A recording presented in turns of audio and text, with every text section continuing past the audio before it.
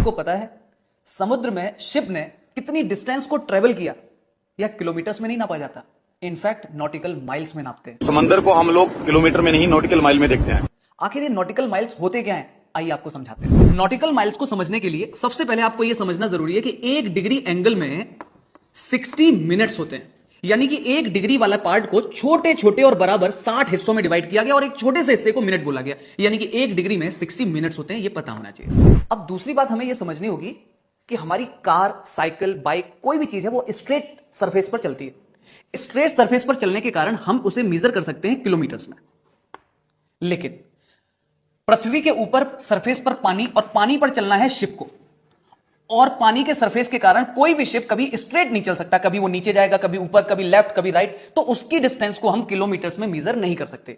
इस कारण से किलोमीटर्स ने तो हाथ खड़े कर दिए। अब एंट्री हुई नॉटिकल माइल्स की। अब जैसा कि हम जानते हैं कि पृथ्वी हमारी गोल है, उसके ऊपर ओशियन यानी कि बहुत सारा पानी। सोच के देखिए कि उस गोल पृथ्वी का एक सेंटर होगा, केंद्र। अब जरा आप समझिए, मान लीजिए ये पोर्ट है ए पोर्ट।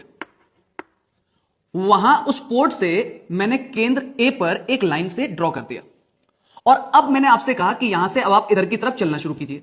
तो जब आप चलना शुरू किए धीरे धीरे धीरे धीरे, आप जैसे ही उस पोजीशन पर आ गए कि वहां से जब केंद्र को मिलाया जाए तो ये बनने वाला एंगल 1 मिनट होना चाहिए। बस जैसे ही 1 मिनट हुआ तो ये बोल दिया गया कि ये जो आपने डिस्टेंस ट्रेवल की है उस डिस्टेंस को बोल दिया जाएगा 1 नॉटिकल माइल।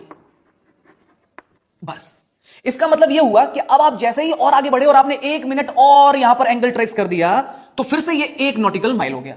कहने का मतलब अगर पोर्ट ए से मान लो आप पोर्ट बी तक जाते हो और ये टोटल एंगल निकल के आता है 30 डिग्री, इसका मतलब इसकी यहां से यहां तक जो डिस्टेंस होगी उस डिस्टेंस को बोला जाएगा 30 इंटू 60, क्योंकि 1 डिग्री में 60 मिनट्स यानी कि 1800 नॉटिकल माइल्स। अब होता क्या है, हम डायरेक्ट और सीधे तो चल नहीं सकते क्योंकि हम पानी पर चल रहे हैं। तो कभी हम पानी में नीचे गहराई में जाएंगे, कभी हम पानी में ऊपर चलेंगे, कभी लेफ्ट चलेंगे तो कभी राइट चलेंगे। अब सोच के देखिए, आपको पहुंचना यहां से यहां तक है, बट हो सकता है आप पहले इधर चल गए हो पानी के कारण, और फिर आप इधर चल गए हो।